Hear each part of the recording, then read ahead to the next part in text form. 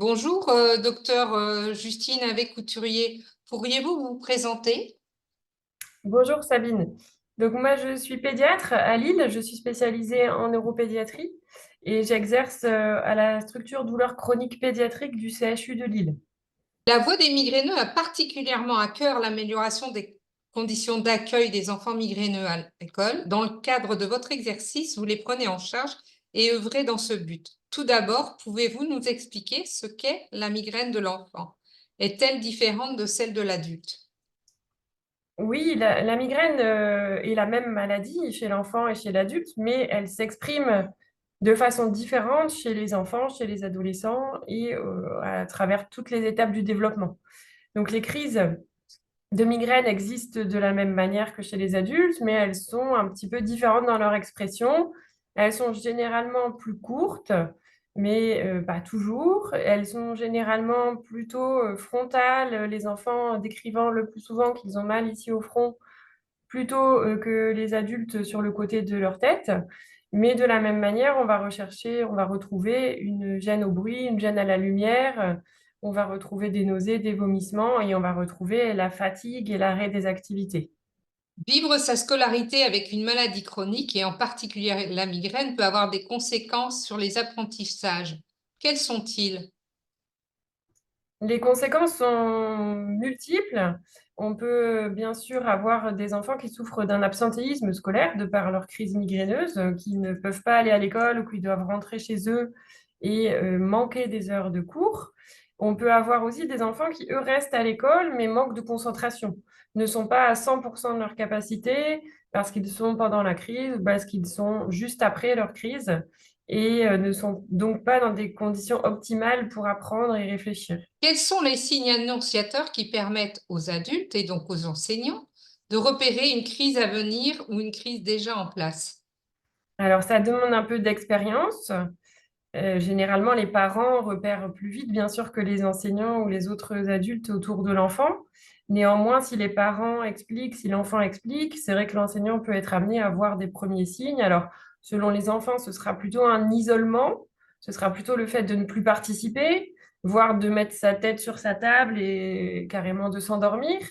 Ça sera un enfant qui change de comportement. Donc, il peut y avoir des enfants très joyeux, qui participent beaucoup en classe et qui, tout d'un coup, ne participent plus, qu'on n'entend plus, et qui sont en fait en train de débuter leur crise de migraine.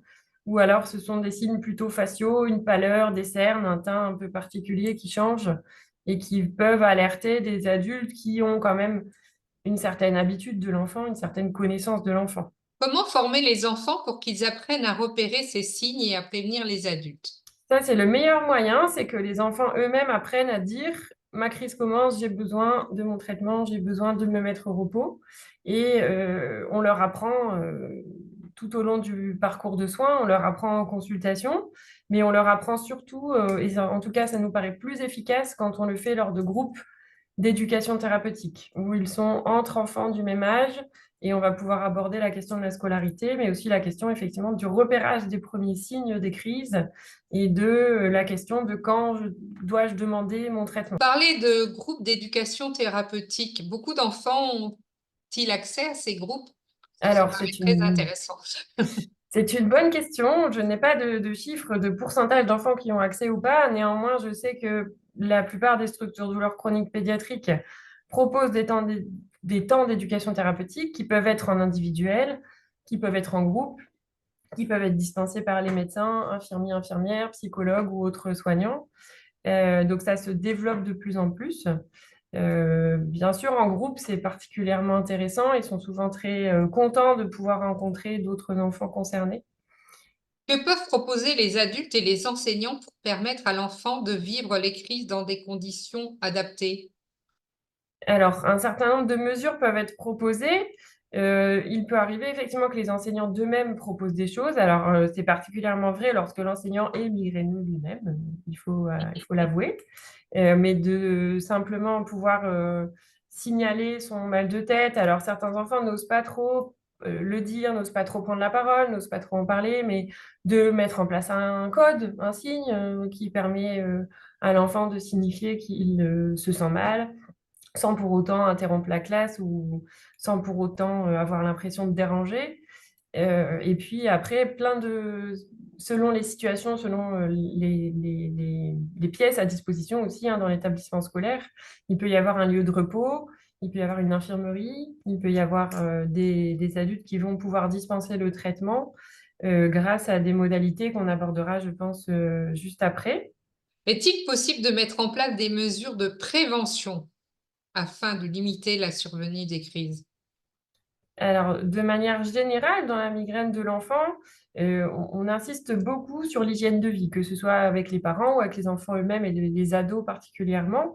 Le fait de bien manger, de faire des repas réguliers, de s'hydrater régulièrement, également de pratiquer une activité physique ou une activité de loisir pour se détendre, voire d'apprendre à se détendre, hein, d'apprendre des méthodes de relaxation. Tous ces moyens sont généralement efficaces pour réduire le nombre de crises. Et enfin, il arrive dans certaines situations que nous ayons recours à des traitements de fond médicamenteux, donc des médicaments pour avoir moins de crises éventuellement. Moi, je voulais revenir sur le besoin de s'hydrater et de ne pas rester en hypoglycémie. Cela veut donc dire que les enfants migraineux auraient la possibilité d'avoir une petite bouteille d'eau en classe, alors que ce n'est pas forcément facile. Oui, ça semble très variable selon les établissements, hein. Certains acceptent tout à fait que les élèves aient une gourde avec eux et puissent boire régulièrement. Certains n'acceptent pas, ou alors on peut boire que pendant les intercours, pendant les récréations. Donc évidemment, l'enfant doit s'adapter à ces règles. Néanmoins, lorsqu'on met en place des modalités de traitement médicamenteux, on peut préciser qu'il a besoin d'une collation ou qu'il a besoin d'une hydratation régulière. D'accord. Donc, vous avez déjà un peu répondu à la question suivante. Néanmoins, nous savons qu'il faut prendre les traitements de crise le plus rapidement possible pour pouvoir l'enrayer. Or, dans les établissements, c'est pas toujours évident. Parfois, l'enfant doit se déplacer. Au collège, il doit changer de bâtiment. Il n'a pas forcément le temps. Ça ne peut pas forcément se faire dans les heures de cours parce que ça perturbe. Comment pourrait-on s'organiser pour qu'il ait son traitement en temps et en heure? Le meilleur moyen, en tout cas pour les collégiens et les lycéens, c'est qu'ils aient leurs médicaments sur eux, qu'ils soient autorisés à garder leurs médicaments. Alors, pas forcément toute la boîte, bien sûr, mais un comprimé, en tout cas, dans une petite trousse de secours dans leur sac. Et ça peut se faire, ça peut s'organiser. Évidemment, certains auront quand même besoin d'aller à l'infirmerie ou de changer de pièce pour se reposer, hein, mais c'est toujours plus efficace et plus rapide quand l'enfant peut garder sur lui son traitement.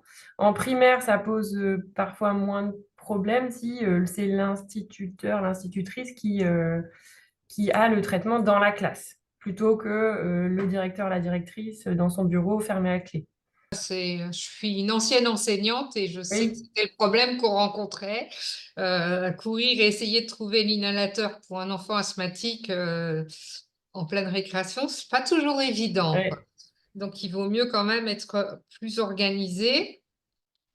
Euh, Le meilleur moyen, souvent, c'est quand même la petite trousse de secours avec les certificats, l'ordonnance dedans, le traitement dedans. Et puis, en primaire, généralement, ils ne le laissent pas dans le sac de l'élève. Il est récupéré par l'enseignant, tandis qu'au collège et au lycée, généralement, il peut rester dans le sac. je me pose une question à propos de l'agenda des migraines. Il faut bien que ces crises qui surviennent à l'école soient répertoriées. Comment pourrait-on faire? Alors pour les ados, généralement, quand ils ont l'habitude de tenir leur agenda, ils le font a posteriori, ils le font le soir en rentrant chez eux, hein, ils le notent le soir en rentrant chez eux. Pour les enfants plus jeunes, généralement en primaire, voire des fois en maternelle, c'est le cahier de vie ou le cahier de liaison qui permet de noter qu'il s'est passé quelque chose, ou c'est les enseignants qui appellent de toute façon les parents pour signifier qu'il s'est passé quelque chose, que l'enfant a dû prendre un médicament. Donc il y a quand même un lien avec le parent qui est fait et qui permet de tenir à jour l'agenda. Il y a rarement des agendas. Il peut arriver qu'il y ait un agenda à l'école, un agenda à la maison, mais c'est pas toujours évident pour centraliser les données. C'est clair. La migraine de l'enfant est-elle une fatalité qu'il poursuivra à l'âge adulte? Alors, oui et non. Généralement, quand on me pose cette question, j'ai tendance à répondre que l'enfant migraineux restera un adulte migraineux. Néanmoins, on sait que naturellement, la vie d'un migraineux n'est pas toujours stable et qu'il peut y avoir des périodes avec et des périodes sans. Il peut y avoir des périodes plus compliquées que d'autres et heureusement des périodes plus simples que d'autres. Mais j'ai le sentiment que tout ce que l'enfant ou l'ado aura appris jeune sur sa maladie, sur ce qui peut l'aider, lui servira d'autant plus facilement dans sa vie d'adulte. Ça reste à démontrer scientifiquement, on va dire, mais c'est mon sentiment. Alors, le meilleur dispositif pour aménager la scolarité d'un enfant malade, c'est le projet d'accueil individualisé. Vous en avez créé ou vous êtes en train d'en créer un avec un groupe de travail, je crois, à la Société française d'études et, d'études et de traitement de la douleur. Et vous la faites valider par plusieurs sociétés savantes. Pouvez-vous nous en parler? Oui, tout à fait. Donc, ces documents qui sont des documents de l'éducation nationale, le projet d'accueil individualisé, donc comprend généralement plusieurs feuillets, hein. Il y a 2 pages recto verso qui devront être remplies là individuellement, où on peut faire apparaître la nécessité de devoir sortir de classe, d'un lieu de repos, de la collation, de l'hydratation. Et il y a ce qu'on appelle une fiche d'urgence. Et sur le site EduScol de l'Éducation nationale, il y a des fiches d'urgence disponibles, vierges ou pré-remplies pour certaines pathologies comme l'épilepsie, l'asthme, l'allergie, par exemple. Donc, le projet de la commission pédiatrique de la Société française d'études et traitements de la douleur, c'est effectivement qu'il y ait une fiche d'urgence pré-remplie, alors avec forcément des petites adaptations qui seront nécessaires en fonction du médicament, de la dose, mais qui facilite quand même la tâche des médecins qui doivent remplir ces fiches et qu'elles soient à terme disponibles sur ce site EduScol. Donc, ça demande un travail en interne à la commission pédiatrique de la SFETD et puis une validation. On est déjà en cours avec nos confrères consoeurs de la Société française d'études de la migraine et des céphalées et puis la Société française de neurologie pédiatrique. Donc, un maximum de spécialistes qui rencontrent les enfants migraineux. Et après, ce site EduScol, il est à disposition des parents, des médecins traitants qui peuvent aller chercher les documents. Donc, il faudra ensuite qu'on soumette aux médecins de l'éducation nationale pour avoir leur accord de mettre sur leur site. Voilà. Quels sont les interlocuteurs, le meilleur interlocuteur pour obtenir cette mise en place sur le site, cette mise à disposition? Alors, il y a des médecins directeurs techniques dans les régions et au niveau national. Donc, il y a des médecins directeurs techniques, si si je me trompe pas dans le terme, au niveau de l'éducation nationale, donc certains d'entre nous ont déjà travaillé avec leur médecin directeur technique au niveau régional.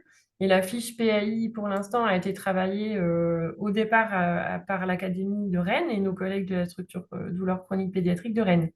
Les parents qui souhaitent, ou avec ou sans l'enseignant, mettre en place un PAI, comment doivent-ils procéder? Ils peuvent aller chercher le document vierge sur le site EduScol dans tous les cas. Sinon, la plupart du temps, les directions d'école les fournissent aussi et faire remplir. Ils ont une partie administrative à remplir et faire remplir ensuite par un médecin qui peut être le médecin traitant, qui peut être le pédiatre en libéral ou qui peut être un spécialiste.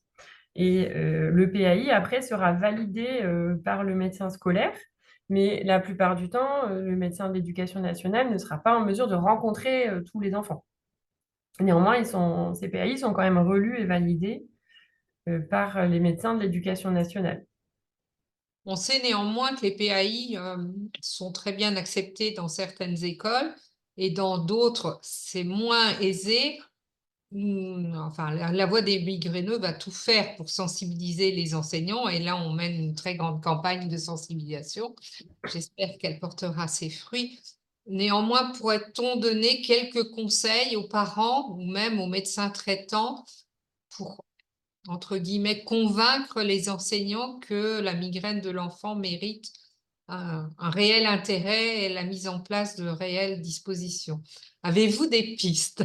Euh, En fait, le meilleur moyen de les convaincre, c'est qu'ils aient appliqué le PAI et qu'ils se rendent compte que ça marche et que ça change la vie de l'enfant. Parce qu'ils vont se rendre compte que avant le PAI, ils pouvaient pas donner de médicaments, ils devaient appeler les parents, qu'ils devaient se libérer du travail, venir récupérer l'enfant, ça traînait. L'enfant s'endormait à moitié, voire vomissait dans la classe. Enfin, ils ont des expériences comme ça un peu catastrophiques parfois. Et les enfants comme l'entourage, hein, ils ont besoin d'expérimenter que effectivement, quand on prend tout de suite son médicament, eh bien ça marche, on va le gêner moins longtemps, on va pas vomir dans la classe, et que il y a une réelle utilité et finalement ça simplifie la vie de tout le monde. Mais souvent, ils ont besoin d'expérimenter, je pense, la chose pour pouvoir se dire, ah oui, c'est vrai, en fait, il y avait un intérêt réel. Ça reste, doit être du niveau de l'expérience presque, j'ai envie de dire. Oui, bah donc il faut vraiment inciter les enseignants à mettre en place les dispositifs et au moins à les tenter. Je pense Ouais, je pense que ça fait un peu peur à tout le monde, ces PAI, parce que ça paraît très lourd, alors qu'en fait, c'est fait pour simplifier la vie de tout le monde. la qualité de vie de l'enfant, Mm. mais aussi de la classe, hein, parce Bah que oui, des enfants qui vomissent en classe, j'ai vécu, c'est pas pratique quand même, ni pour la classe, ni j'imagine. pour l'enseignant. Je pense à quelque chose, il y a une grande errance diagnostique dans la migraine de l'enfant. Enfin, c'est notre ressenti à la voix des migraineux. Et ce que rapportent les parents, c'est souvent que les manifestations de la crise de migraine de l'enfant sont plutôt des douleurs abdominales, des maux de tête, mais pas trop intenses. Et ça passe encore en 2024 pour du cinéma, Mhm. pour ne pas aller à l'école. Et ça, je pense qu'on a un grand rôle à jouer, mais voilà. Est-ce que vous pourriez revenir sur les manifestations spécifiques de la migraine de l'enfant pour éviter ces représentations faussées? Alors, c'est vrai que dans la grande famille de la migraine, il y a des variantes, et notamment la migraine abdominale qui concerne plus particulièrement les enfants, où les crises sont assez stéréotypées, comme dans la migraine classique, mais au lieu d'avoir mal à la tête, ils ont mal au ventre. Et en grandissant, généralement, ils finissent par avoir mal au ventre et à la tête, puis que à la tête. Mais ce qui reste commun, c'est le caractère brutal, stéréotypé, c'est-à-dire que c'est toujours la même chose pendant quelques heures avec cette douleur intense, donc le plus souvent à la tête, parfois au ventre, suffisamment intense pour que l'enfant arrête ses activités. Et ça, chez les plus jeunes, c'est très net. Les parents disent bien, il arrête de jouer, il va dans le canapé, il bouge plus, ce qui n'est pas du tout dans ses habitudes. Et ensuite, il va y avoir des signes digestifs plus ou moins marqués. Donc, ça peut être des vomissements, des nausées, mais ça peut être simplement un enfant qui habituellement a bon appétit et qui là ne mange pas.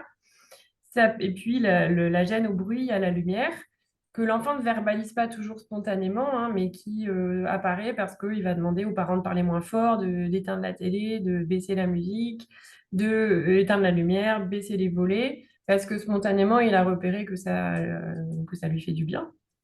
Mhm. Les parents eux-mêmes migraineux, c'est vrai, vont repérer tout ça un petit peu plus vite, un petit peu plus facilement que les parents qui sont naïfs de ces symptômes.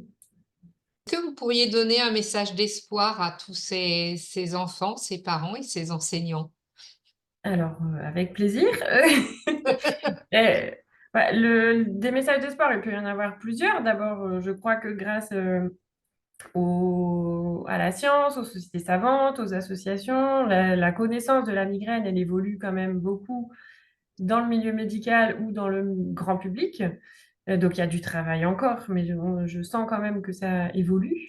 Et puis, en termes scientifiques, il y a de l'espoir sur de la recherche, des nouveaux médicaments, qui certains sont déjà sortis ou sont déjà à l'étude, et d'autres encore au stade de la recherche. Mais il y a effectivement des avancées à attendre dans les prochaines années. Bon, mais merci beaucoup, docteur. Belle journée. Merci à vous.